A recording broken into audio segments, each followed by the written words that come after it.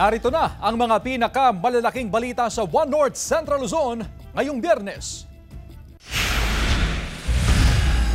Bagong silang na sanggol, inabandona sa loob ng tricycle. Pagsalpok ng pampaserong bus sa tricycle sa pool sa CCTV. 3 katao, patay. Mga produktong petrolyo posibleng may rollback sa susunod na linggo. Magkano naman kaya? At PBBM pinasinayaan ang 3 proyekto ng gobyerno sa Pangasinan.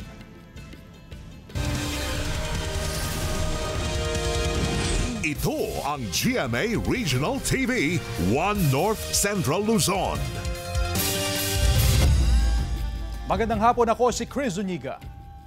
Mga kapuso, isang bagong silang na sanggol ang natagpuan sa loob ng isang tricycle sa Alicia Isabela.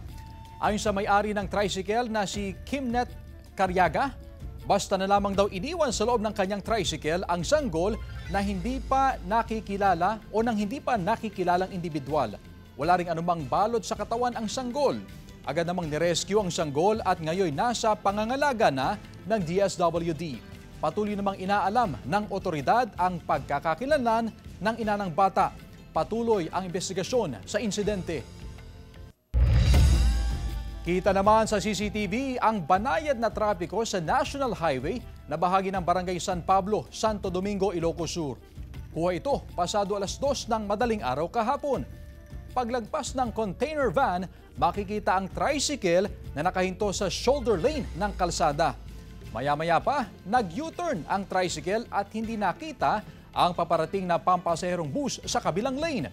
Dito na nasalpok ng bus ang tricycle na may lula na 2 pasaherong babae. Dahil sa impact, nayupi ang likurang bahagi ng tricycle. Agad namang isinugod sa pagamutan ang 2 babae na sakay ng tricycle. Ngunit idineklarang dead on arrival. Kalaunay, binawian din ng buhay ang driver habang ginagamot sa ospital. Nagkaareglo na ang pamilya ng mga biktima at kumpanya ng bus sa nangyaring insidente. Paalala lang po sa mga motorista po natin na tuwing nako-cross sila ng highway, look at left, right, pag-clear po yung kalsada natin, saka lang po tayo tatawid sa kalsada para maiwasan po natin yung ganitong uri ng pangyayari.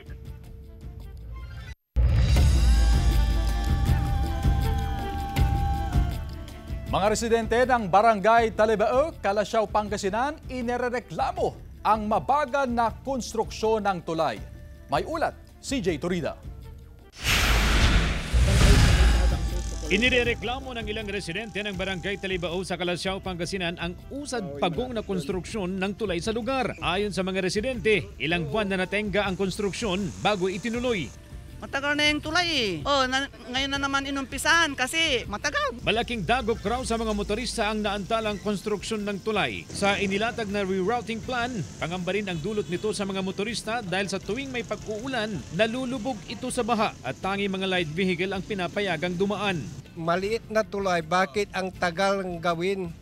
Bago sana sinira, andun yung mga pilote. Wala pa ginagawa pa daw yung pilote. 3 months na yata. 2 buwan na nakatiwangwang dyan. May maaari namang daanan ang iba pang sasakyan sa bahagi ng Habagat Road sa Barangay Mancup. Pwede ring dumaan sa Barangay Bunlag, Bingco Road pero masyado na umanong malayo. Natapos na rin ang road elevation sa Barangay Talibao na kumukonekta sa naturang tulay. Sinisikap ng GMA Regional TV 1 North Central Luzon, nagpunan ng pahayag ang pamunuan ng DPWH Pangasinan 4th District Engineering Office na nakasasakop sa proyekto. Kasama si Ron Tanyedo, CJ Torida, 1 North Central Luzon. Health Center ng Barangay Malabago sa Bangaldan, Pangasinan inilipat sa mas maluwang na gusali para maiwasan ang pila ng mga pasyente. Narito ang report. Mula sa dating maliit na espasyo ng health center, inilipat na sa mas maluwang at mas maayos na gusali ang health center ng Barangay Malabago sa Mangaldan, Pangasinan. Ilang metro lang ang layo nito sa Barangay Hall. Dati itong gusali ng Department of Health na nasa loob ng isang pampublikong paaralan. Pero dahil sa ilang taon na nitong hindi nagagamit at naging tambakan na lang ng mga hindi nagagamit na silya ng paaralan, ay nakiusap ang mga opisyal ng barangay na gawin na lang itong Barangay Health Center. Maluwang na po yung ma'am, kasi noon nasa labas po yung mga Saka hindi sila pag nakakahiga yung mga buntis, siyempre, masikip. Nakakatulong ito ngayon sa mga residente sa barangay, mula sa mga buntis hanggang sa mga batang binabakunahan. Sino yung mga duty na BHW, sila lang po yung nandyan. Tapos pag mayroong mga vaccination, mga buntis day, dyan na po ginaganap. Malaking bagay po yun. Kasi maaliwala siya, tapos hindi masyadong masikip pag mga yung mga injection ng mga bata, hindi po siya, opo. Bukas, simula alas 8 ng umaga hanggang alas 5 ng hapon ang Barangay Health Center. 20 BHW at BSPO ang naka-duty sa barangay para matiyak na maasikaso ang pangangailangan ng mga nagpapakonsulta sa health center. Kasama si Henry Duminsil, Jasmine Gabriel Galban, One North Central Luzon. Halos 250 million pesos na Sky Garden Project makakatulong daw para mas mapaunlad ang turismo sa Pangasinan. Sundan sa report ni CJ Turida. Inaasahang uunlad pa ang turismo sa pagpapatayo ng higit 249 million pesos na halaga ng Sky Garden Project sa Alaminos City, Pangasinan. Pinangunahan ni Pangulong Ferdinand Marcos Jr. ang groundbreaking ceremony ng proyekto. Makikita sa Sky Garden ang iba't ibang klase ng halaman. May malawak na walkways, sitting areas, commercial center at parking spaces. Magsisilbi rin itong multipurpose hall for events at marami pang iba. Relaxing ang view ng 100 Islands National Park, beaches at Mangrove Eco Park. Matatapos ang proyekto sa Marso sa susunod na taon. Bago tayo matapos, para naman gumanda ang ekonomiya, hindi lamang Alaminos, hindi lamang sa distrito, kundi sa buong probinsya. Kasama na rin dyan ang lahat ng mga probinsya na malapit sa inyo. Baka hanggang dun sa amin, maramdaman pa namin yung epekto nito. Pinangunahan din ni Pangulong Ferdinand Marcos Jr. ang inaugurasyon ng Region 1 Medical Center Cancer Institute sa Barangay Bunuan, Binloc, Dagupan City. Bahagi ito ng pangako ng pamahalaan na paghusayin pa ang cancer care at palakasin ang Universal Healthcare Program sa bansa. Makikita sa Cancer Institute ang state-of-the-art na mga pasilidad at teknolohiya, kabilang ang 128 slice CT scan, 1.5 Tesla MRI, linear accelerator, brachytherapy, radiotherapy at mammography. Ang Cancer Institute ay magsisilbing hub para sa cancer treatment sa Hilagang Luzon. Hatid nito ang iba't ibang serbisyo tulad ng pediatric oncology at hematology, medical at radiation oncology, gynecologic at surgical oncology at palliative care. Simula ng soft opening ng Cancer Institute, mahigit 59,000 pasyente na ang naserbisyuhan. Ang bawat pader ng institusyong ito ay simbolo ng pag-asa. Ang bawat kagamitan ay kasangkapan ng buhay. At ang bawat manggagamot dito ay handang tumindig para sa bayan. Kamakailan, pinirmahan din ni PBBM ang Republic Act No. 12203 upang madagdagan ang bed capacity ng ospital mula 600 hanggang 1,500 para mas maraming ma-accommodate na pasyente sa mga susunod pang taon. Nakatutok ang gobyerno sa pagsasaayos at pagpapalakas ng healthcare system sa bansa sa pamamagitan ng pagpapatayo ng mas marami pang DOH specialty centers. Noon pa man, sinabi ko na, kahit anong ganda ng ating ekonomiya, kahit gaano karami ang trabaho o taas ng sweldo, hindi ito nararamdaman ng ating mga kababayan kung may iniindang sakit. CJ Torida, One North Central Luzon. Ito ang GMA Regional TV, One North Central Luzon.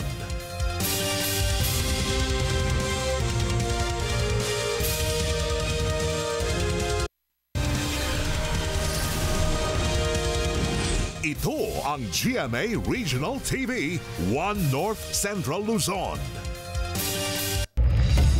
Beep, beep, beep! Sa mga motorista, mas posible ang rollback sa presyo ng ilang produktong petrolyo sa susunod na linggo.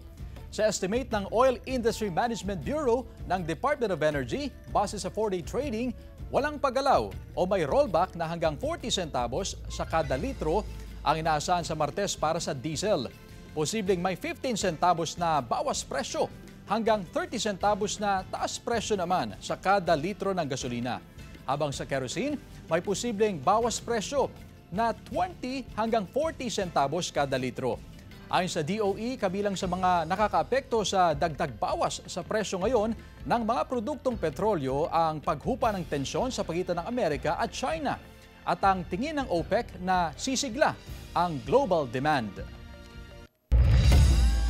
Market Coverage Drive isasagawa ng SSS sa Malimgas Public Market sa Dagupan City bukas. May report si CJ Turida. Isang buwan nang nagtitinda sa Malimgas Public Market ang 19 anyos na si Jasmine. Aminado siyang hindi pa miyembro ng Social Security System. Nag-register ka na ba sa SSS? Hindi pa po. Bakit? Wala pa pong time.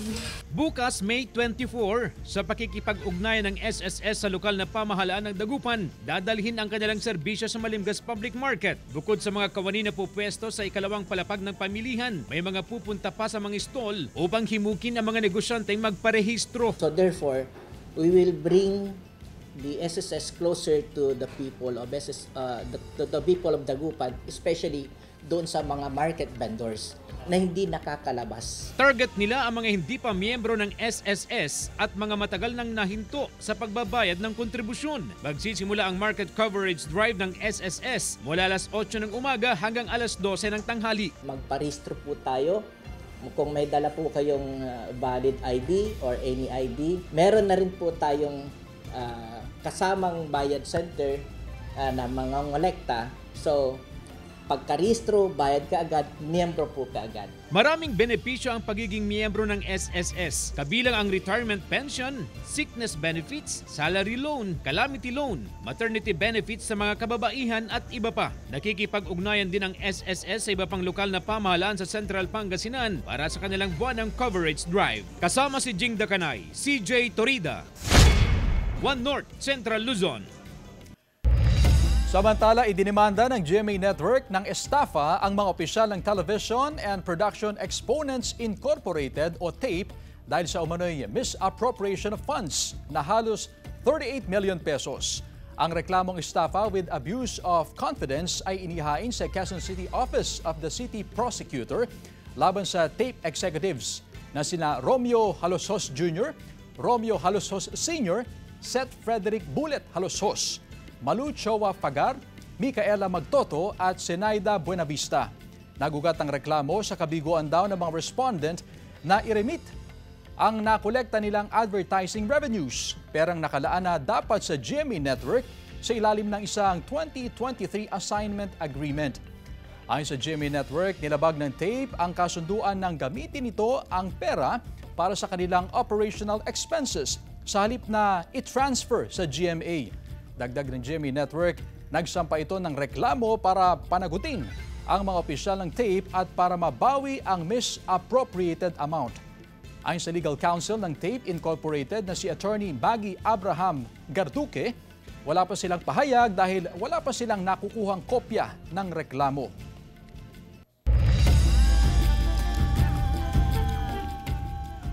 Napadpad na spinner dolphin sa baybayin ng Magsingal, Ilocos Sur, nasagip ng otoridad. Silipin sa report ni Jewel Fernandez. Sa video na ito, makikita ang isang dolphin na pinakawalan ng mga otoridad sa baybaying sakop ng Sitio Pantay sa Barangay Poro, Magsingal, Ilocos Sur. Ayon sa Municipal Fishery Coordinator ng Magsingal, isa itong lalaking spinner dolphin. Napunta umano ito sa pampang nang makita ng mga residente. Matapos suriin ang dolphin at matiyak na nasa maayos itong kondisyon, ay agad rin itong pinakawalan sa dagat. Sa Abulog, Cagayan, isang olive ridley sea turtle naman ang aksidenteng nahuli ng isang mangingisda. Agad itong ipinagbigay alam sa Abulog Menro at saka dinala sa BFAR Cagayan Valley Marine Technology Outreach Station at DENR para masuri. May nakitang sugat sa pawikan pero nasa maayos naman daw itong kalagayan. Matapos ang assessment, muling pinakawalan ang pawikan sa dagat. Jewel Fernandez, One North, Central Luzon.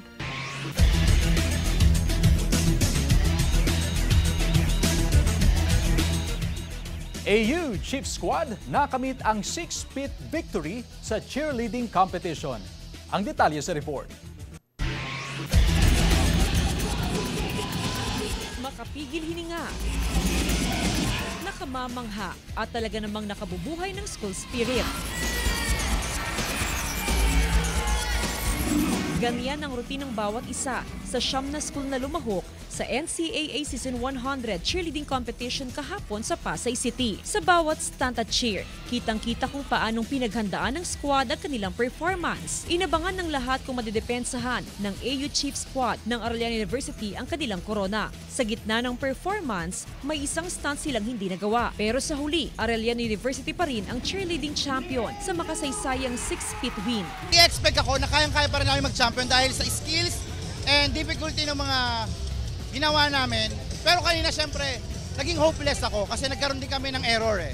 Pero siguro nga, tumaas pa rin yung scores namin dahil nga sa difficulty na ginawa namin. So team ko, thank you so much. Especially sa sacrifice nila, sa pag-intindi nila. Mag-uuwi sila ng 100,000 pesos cash prize. First runner-up uli ang Altas Prep Squad ng University of Perpetual Health System Delta na mag-uuwi ng 75,000 pesos cash prize. Habang second runner-up ang Letran Cheering Squad with 50,000 pesos cash prize. Ang bumuo ng panel of judges ay distinguished cheerleading coaches and judges, hindi lang dito sa Pilipinas, kundi maging sa international teams and cheerleading associations. The cheerleaders are always present during competitions.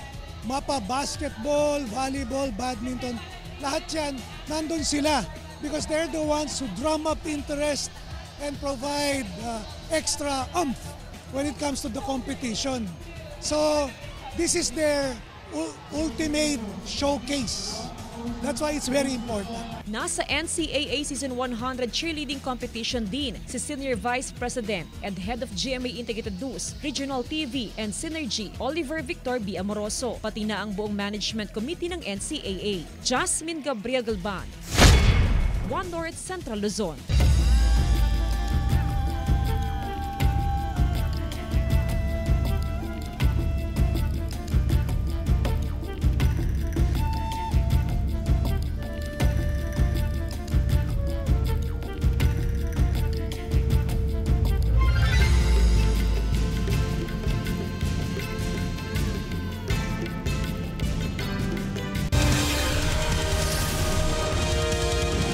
Ito ang GMA Regional TV, One North Central Luzon.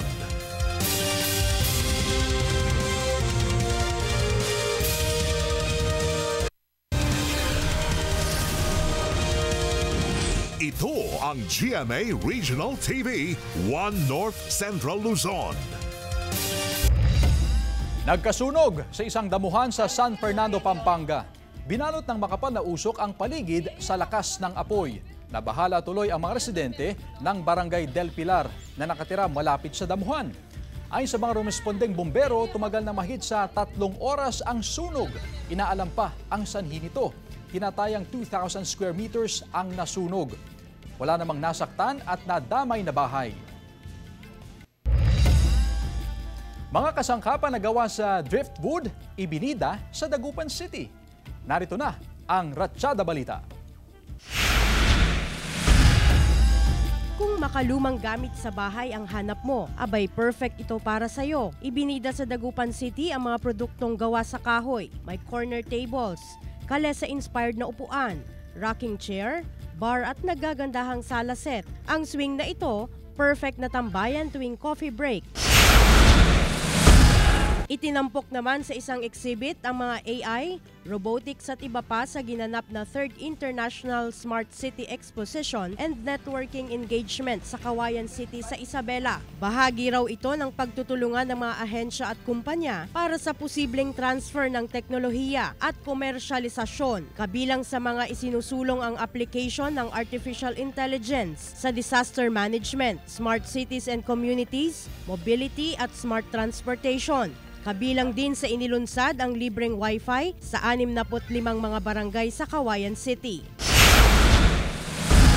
Nakiisa naman ang Ilocos Norte Police Provincial Office sa Annual Inspection of Disaster Response Equipment. Inilatag ang mga kagamitan para makita kung maayos at maaari pang gamitin. Ininspeksyon din ang mga sasakyan at rescue vehicle. Bahagi ito ng paghahanda sa kalamidad lalo na sa nalalapit na pagsisimula ng tag-ulan. Glam Calicdan, Dizon, One North Central Luzon.